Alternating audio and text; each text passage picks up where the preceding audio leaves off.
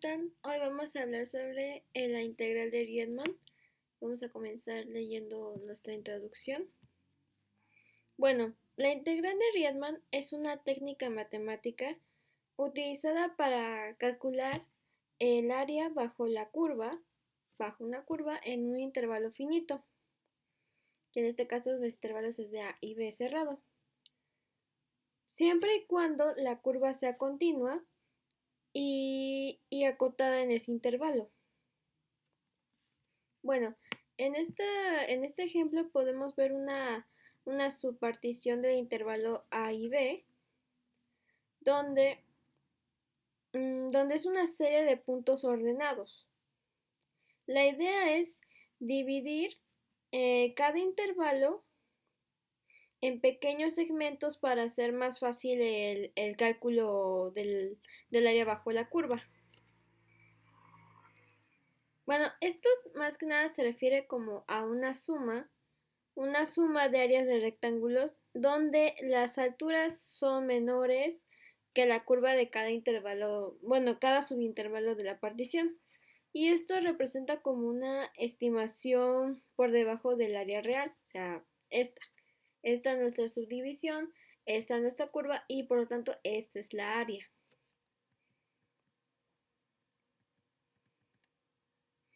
Bueno, esta partición pues representa una suma inferior y una suma superior. La suma inferior se refiere a la suma de áreas de rectángulos donde las alturas son las menores que la curva en cada subintervalo de la partición. Y esta representa como una estimación por debajo del área real. Y esta es como nuestra fórmula de la suma inferior que es de cada subintervalo y esto es como una estimación debajo del área de la curva. Y también existe la suma superior, que es una forma análoga de la suma inferior, pero las alturas de los rectángulos son mayores en cada intervalo y representado una estimación por encima del área real. ¿Qué pasa si no coinciden? Pues cuando las sumas inferior y superior coinciden, se dice que la función es integrable y que la integral de Riemann existe, lo que significa que hemos encontrado el área exacta debajo de la curva. Y si no, pues, pues no es integrable y por lo tanto puede que exista el área bajo la curva, pero puede que no sea integrable. Entonces, esta es nuestra fórmula de cuando la partición de A y B, juntando las sumas superiores y inferiores de esa partición, pues entonces representamos esto como la integral de la división A y B de la función de x y por lo tanto veremos las propiedades de funciones. Estas son características que pueden cumplir las funciones para ser integrables bajo el concepto de Riemann, como continuidad en el intervalo. Puede ser la integral de la función de x, también puede ser negativa, y esta puede ser como el producto de toda integral, así que fácilmente se puede sacar. También que la integral de la mismos intervalos, eso significa que es una integral que se está restando una con otra en el mismo intervalo, entonces esto va a dar igual a cero. También existen las sumas de integrales que son conmutativas y por lo tanto se pueden separar, pero los límites van a ser los mismos. Y también para todo el valor de alfa de los números reales, esto quiere decir que este valor de alfa se puede multiplicar por la función y por lo tanto esta se puede salir de la integral siempre y cuando sea una constante. Y también se puede hacer como una transitividad de estos valores con números reales y se puede salir y puede ser intervalo y al mismo tiempo se puede sumar. Entonces no afectan mucho estos valores reales. Y también si la función de x es menor o igual a otra función que este caso es g, para toda x en un intervalo de a y b, entonces la integral de esta función sigue siendo menor o igual que la integral de g de x. O sea, tanto funciones como integrales en funciones, esta desigualdad no cambia. Ahora, casos para calcular áreas. Pues tenemos primero el caso 1, pero vamos a hacer referencia a configuraciones geométricas que pueden ocurrir cuando usamos la integral de Riemann. Y ahora la primera curva, que es que la curva se encuentra en la parte inferior del eje de ábsicas. Abscisas, perdón. Pues tenemos, en este caso se refiere a una situación en la que toda la curva está por debajo del eje X, como en este caso lo vemos. Es decir, los valores de la función son negativos. Por eso aquí tenemos como un negativo que representa toda la función, o sea, la integral. O sea, cuando le resuelvas esta integral va a ser negativa y por lo tanto está debajo de la X. Y bueno, los valores de la función son negativos en todo el intervalo.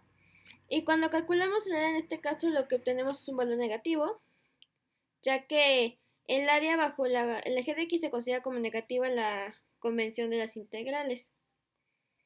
Entonces, si tenemos esto, si queremos que obtener un área positiva real, tendríamos que tomar el valor absoluto de la integral. Esta es la única forma en la que queremos, si queremos que este negativo desaparezca o que nos dé un área que no esté en la parte negativa de la gráfica, entonces debemos poner el valor absoluto. El caso 2, en este caso es cuando la curva cruza el eje de x, en este caso. Entonces, lo que significa es que en esta parte de intervalo la función tiene valores positivos y en otra parte tiene valores negativos. Al integrar este caso, la integral tomará en cuenta el área positiva por encima del eje X y las negativas, que es por debajo del eje X, y sumará ambos valores. Entonces, cuando tengamos ambos valores, bueno, si vemos bien, esta curva tiene áreas tanto positivas como negativas, entonces podremos sumarlas para tener otro tipo de subintervalos que pueden posiblemente ser, en este caso, si lo suponemos, diríamos que esta área sería positiva más adelante si la sumamos. Así que si queremos calcular el área total sin considerar los signos, pues igual podemos tomar el valor absoluto de las áreas negativas. Eso haría que ambas áreas fueran positivas. Ahora, por último, en el caso 3 tenemos el área limitada entre dos curvas. Esto aquí trata de que el área entre dos curvas diferentes en lugar de entre una curva y el eje X.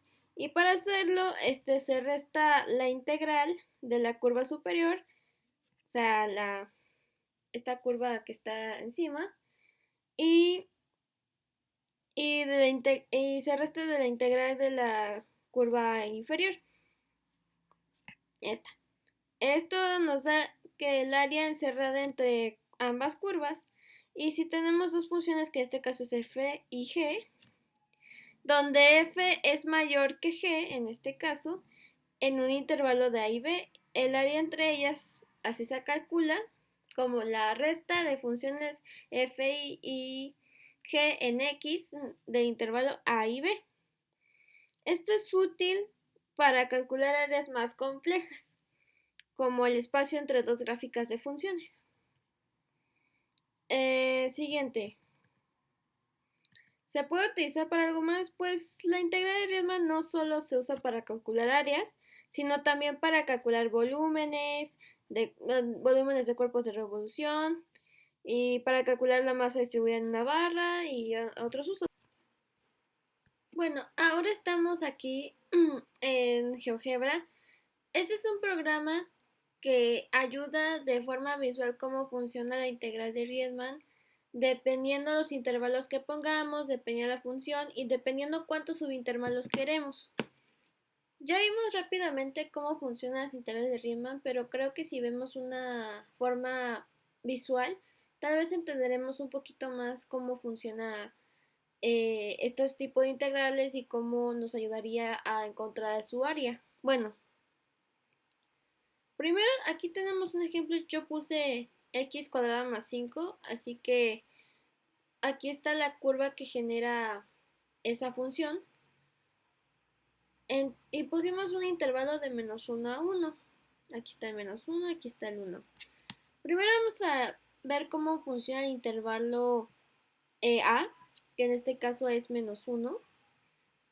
Cuando nosotros ponemos el valor de intervalo, que en este caso es de menos 5 a 5, está programado, aunque podemos cambiarle también el rango del intervalo, también podemos cambiar como los subintervalos, pero ahorita el intervalo menos 1 va a ir recorriendo de menos 5 en este punto hasta 5, que es el intervalo b. Así que vamos a ver cómo funciona, cómo genera el intervalo la curva para empezar. Así que vamos a arrancar. Bueno, podemos ver que el punto A está recorriendo al menos 5 y regresa para el 5. Y podemos ver que esta curva está creciendo. Primero toca este punto, que sería el intervalo B, y cuando vuelven a regresar al intervalo menos 1, regresa aquí y genera la curva, digamos que dibuja esta parte. Aquí es el intervalo B que se toca 1 y podemos ver cómo la curva se empieza a dibujar de este intervalo porque ese es el que nosotros escogimos, pero técnicamente puede recorrer todo esto. Ahorita como se fue cuando tocó el punto 1, se va a regresar, va a volver a dibujar la curva, pero va a dibujar hasta que toque el menos 5. Y entonces así se puede generar nuestra curva. Vamos a pausar. Entonces, como podemos ver, miren, está dibujando la curva hasta menos 5 y al momento en el que toca el punto, el intervalo B, que es 1, se va con él hasta tocar el punto 5. Entonces, si estamos en el intervalo menos 1 o 1, va a dibujar la curva en esos puntos que nosotros asignamos. Si hubiéramos puesto menos 2, hubiera llegado acá y así. Va a dibujar la curva dependiendo en el punto en que nosotros queremos. Así que vamos a ver cómo funciona el B, que básicamente, análogamente, como hemos dicho, la suma superior va a funcionar igual cuando está dibujando la curva en el intervalo menos 1, 1. Va a ser lo mismo. Pero en este caso, lo que detiene esto es el límite inferior, que es A. Ese es como su límite de hasta aquí llegué en la suma, por lo tanto no puedo avanzar más. Solo avanzo de menos 1 hacia adelante, que en este caso es el límite de 5, pero podemos poner el límite que nosotros queramos. Entonces, ya que nosotros vimos cómo funcionan los límites y cómo estos dibujan la curva, entonces queremos ver cuántas subdivisiones queremos. En este caso está en 1. Por lo tanto, no puede generar, solo está en su intervalo, pero no puede generar ningún rectángulo.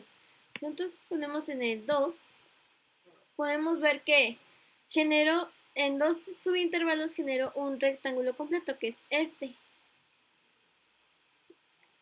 Generamos un rectángulo en donde podemos ver que está abarcando la mitad, exactamente la mitad de la curva. Pues es esta. Pero aún no es suficiente para poder abarcar toda la curva.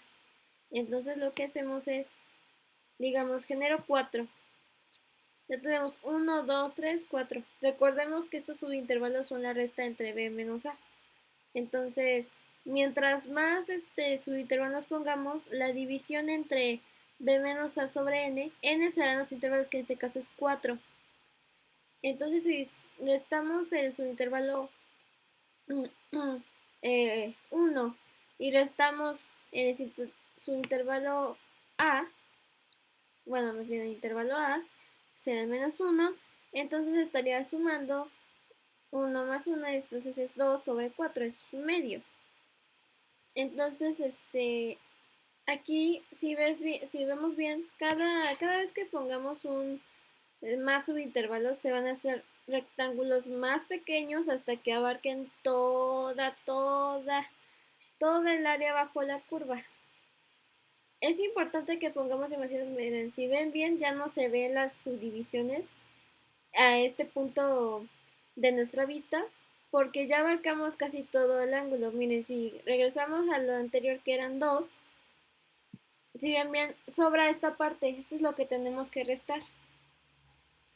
Entonces, mientras más rectángulos agreguemos, bien, ya es lo que teníamos, ese momento era hasta acá, ahora tenemos pequeñitos, este, superficies de un rectángulo superior que ya poco a poco se están haciendo menos. Mientras más pongamos más subintervalos, mejor va a salir el área bajo la curva y mejor va a salir el resultado.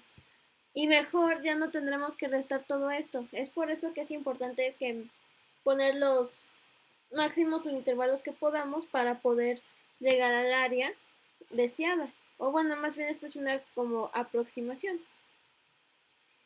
Y luego, ¿cómo funcionan? ¿Cómo hacemos esto para que funcionen los subintervalos?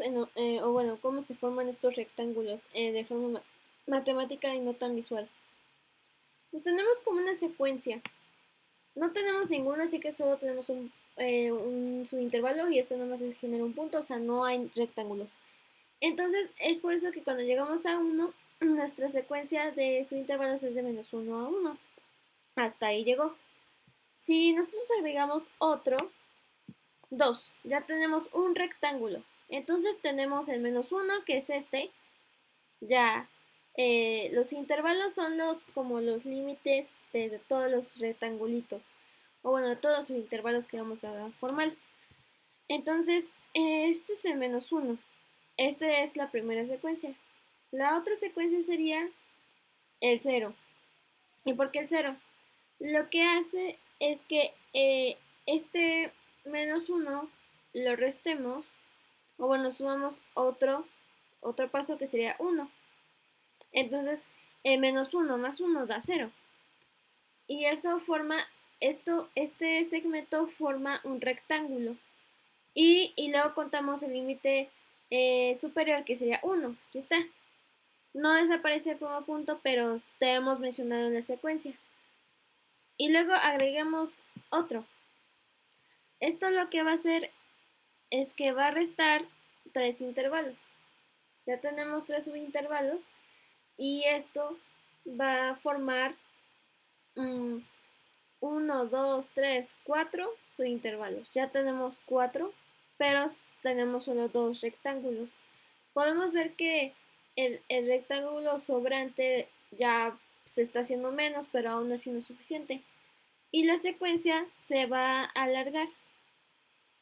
Tenemos bien, aquí tenemos el menos 1 y aquí tenemos el 0.3.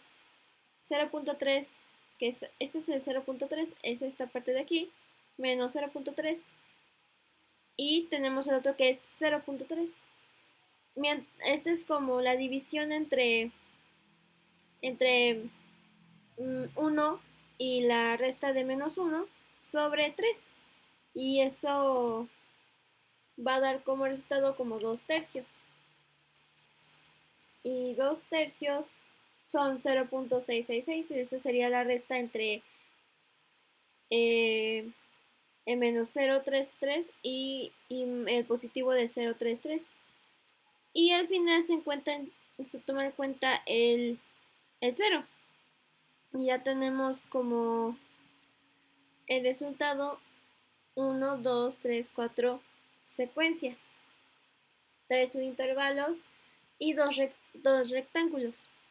Y así que mientras más agreguemos, digamos, quiero 10 subintervalos, no completa toda la curva o el área bajo la curva, pero al menos ya tenemos más o menos una aproximación.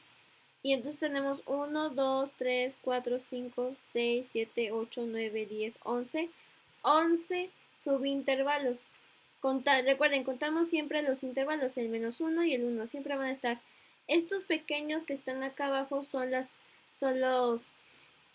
sumas de todos los subintervalos. O sea, es -1, que es este, el 1, que es este al final, menos 0.8 está aquí, menos 0.6, menos 0.4, menos 0.2, 0, 0.2, 0.4, 0.6.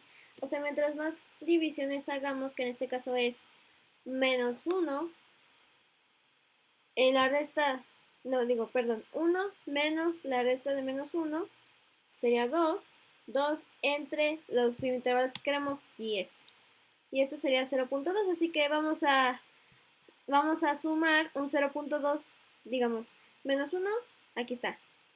Y -1 más 0.2, menos 0.8. -1 más 0.2 y otra vez 0.2 será menos 0.6. Y así sucesivamente hasta llegar a 1. Siempre el último va a ser 1. Bueno, en este caso porque nosotros pusimos un intervalo de -1 a 1. Si fuera de -2 a 2, el principio sería -2 y el último sería 2.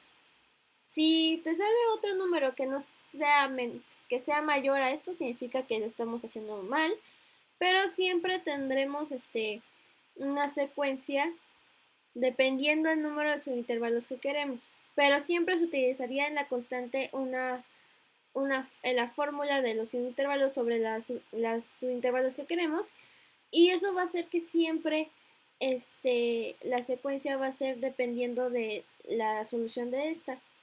En este caso la solución, como tenemos subintervalos de 10, perdón, y sustituimos los valores, nos dará un valor de 0.2 y esto es lo que vamos a sumar para encontrar exactamente dónde están los subintervalos que pusimos en el eje de las X.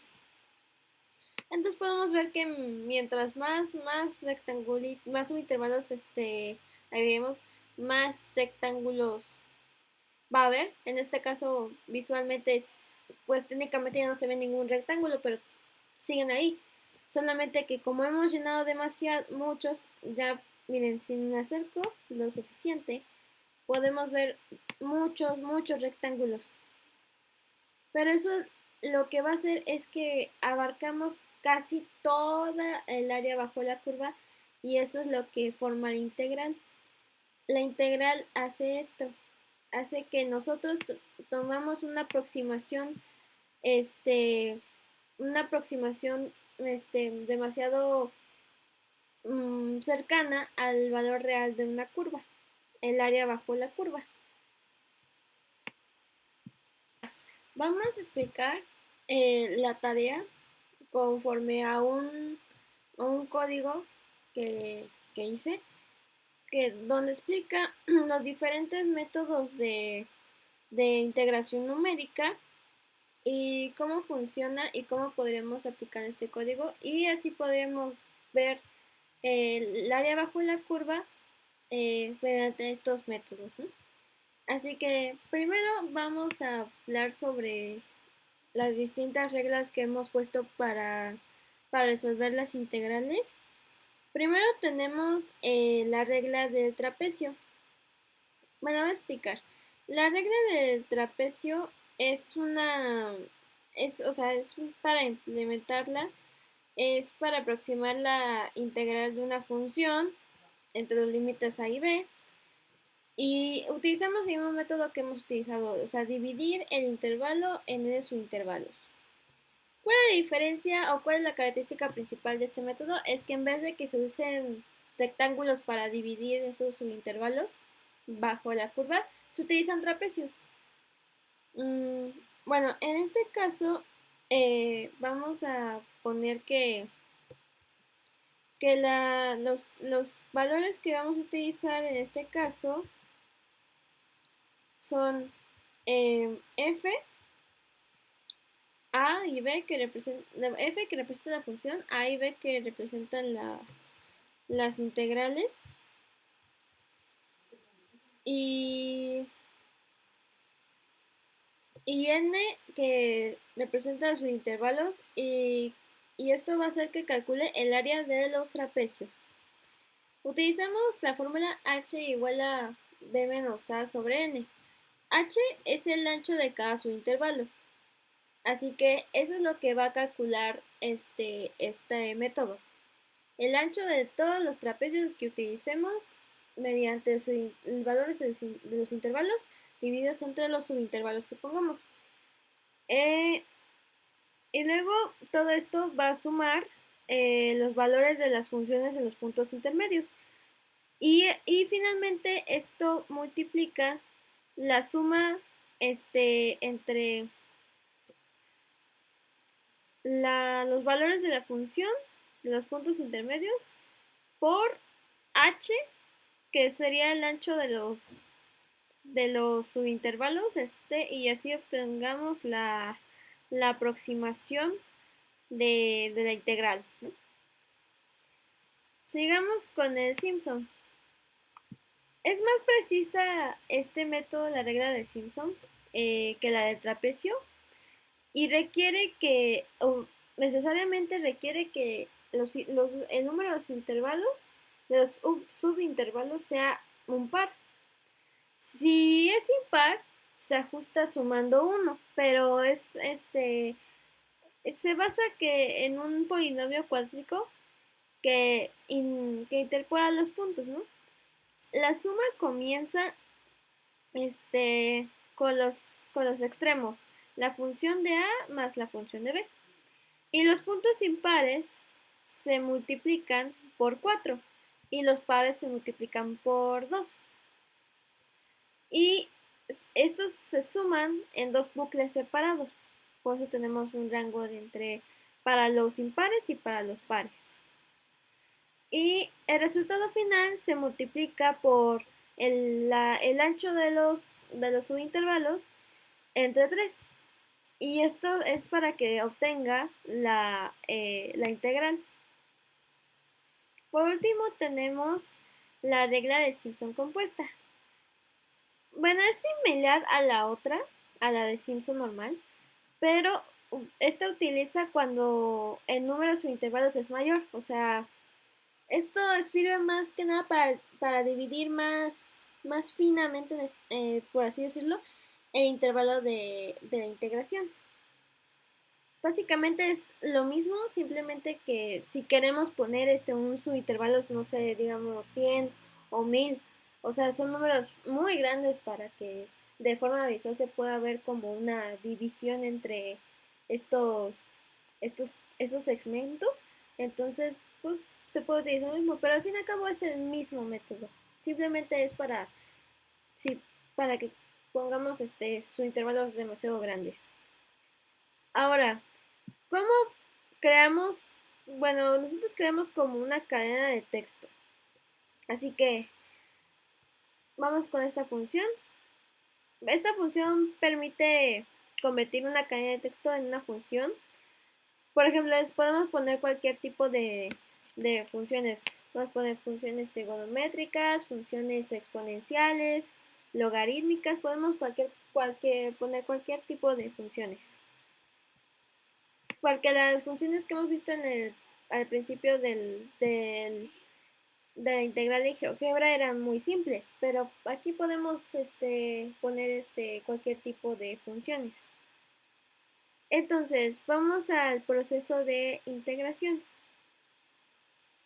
Primero solicitamos la función para integrar y los límites A y B, y el número de intervalos. Después escogemos el método. Puedes escoger cualquiera, el trapecio, Simpson o compuesta, pero siempre y cuando tomen en consideración las condiciones que hemos puesto, de que trapecio tienen que ser no, bueno, el trapecio no hay tanto problema, el problema son el Simpson y Simpson compuesta. En Simpson ya saben que debemos poner como subintervalos números pares. Y si son impares, a fuerza tenemos que sumarle 1. Así que es recomendable ya de una poner sus intervalos pares. Y el acceso compuesto solamente sirve para números de subintervalos bastante grandes. Y después de esto se llama la función correspondiente y calcula integral. Y se muestra el resultado. Al final le pongamos al usuario que si quiere hacer otra función, pues que responda que sí y ya podrá hacer otro tipo de, de función en la misma función del código. Entonces vamos a correr el código.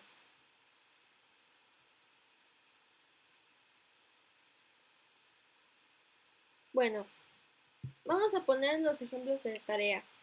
Primero vamos a poner el exponencial e de a la menos x al cuadrado.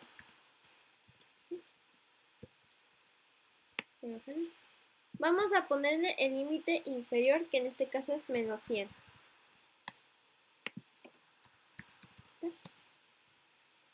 Ahora pongamos el límite superior, 100. Vamos a introducir el número de subintervalos. Vamos a ponerle que 10. Ahora escogemos el método de integración. Yo quiero trapecio. Repito, pueden poner cualquier tipo de método que quieran. Aquí tenemos que el resultado usando la regla de trapecio es de 20. 20 exactos. Ahora vamos a intentar el otro método, bueno, el método de Simpson, pero en otra función. Vamos a escoger el otro que es una función trigonométrica. Vamos a ponerle el seno cuadrado, bueno, seno de x cuadrada.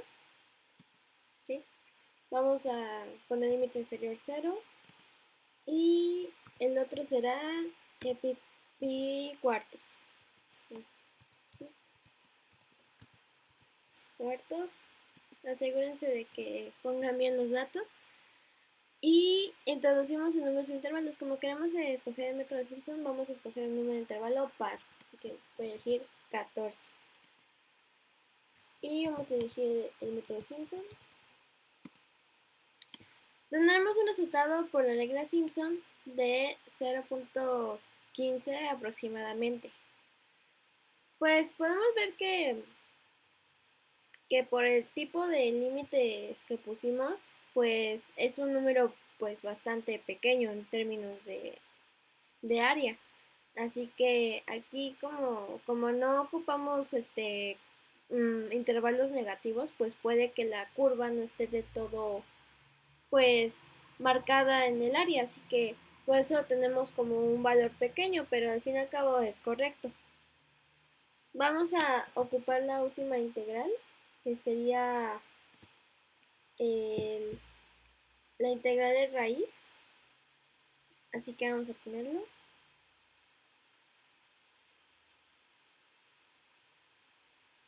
Vamos a poner NP la función de raíz, así que es de 25 menos 25 sobre 9 por x al cuadrado.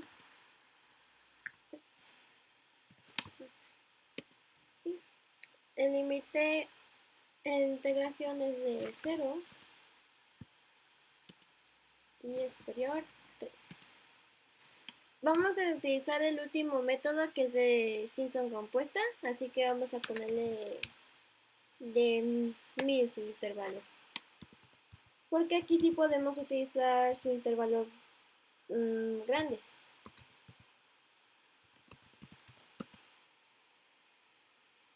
¿Sí? Aquí tenemos resultados de 11.78. Pues al final podemos ver que nuestro programa pues sí funciona. Es un poco difícil comprobarlo de manera analítica porque estos métodos pues parece ser que no son tan difíciles, pero al hacerlo de forma manual podría complicarse un poco. Es por eso que utilizamos unos programas para hacerlo más rápido, o en este caso es lo más correcto, porque de forma analítica posiblemente nos podríamos confundir un poco, porque al parecer el método no es tan difícil, pero sí es suficientemente, pues podemos decir que es muy largo el proceso, y que esté correcto sería como un poco complicado, pero al parecer podemos decir que funciona bien. Así que damos por terminado nuestro programa y al final daremos nuestra conclusión del tema. Bueno, aquí está el código, así escrito por si lo quieren probar en algún momento. Entonces concluimos que la importancia de la integral de Riemann para el cálculo de las áreas, incluso en casos donde las curvas son irregulares o podemos reducir el tamaño de los rectángulos o podemos utilizar otras figuras geométricas que en este caso vimos el trapecio, para obtener el valor obtenido que se acerca más a la exactitud. Pero esto siempre ayuda siempre en, en los inconvenientes o problemas que podemos encontrarnos para calcular el área. Y pues a medida no se puede comprobar que no siempre nos dará con exactitud, pero esto sería un buen método. Existen diferentes métodos para encontrar las aproximaciones de estas integrales, así que son demasiados métodos, incluso vimos muy poquitos, vimos el clásico, el normal de lo que es el Riemann, vimos otros tres distintos métodos, aunque no los hemos profundizado, pero más o menos tenemos la idea de que en fin todos se unen en algo. Métodos que serían de subintervalos con, con subintervalos divididos entre sí. Y eso es lo único que veríamos en común en todos los métodos, porque realmente todos son parecidos en términos de que son segmentos divididos bajo una curva y buscando el área debajo de la curva con su aproximación, su partición. Y eso sería como una forma muy conveniente de cómo podemos encontrar el área. O bueno, una aproximación bastante cercana a la exactitud. Y eso sería todo por hoy. Nos vemos en el próximo video.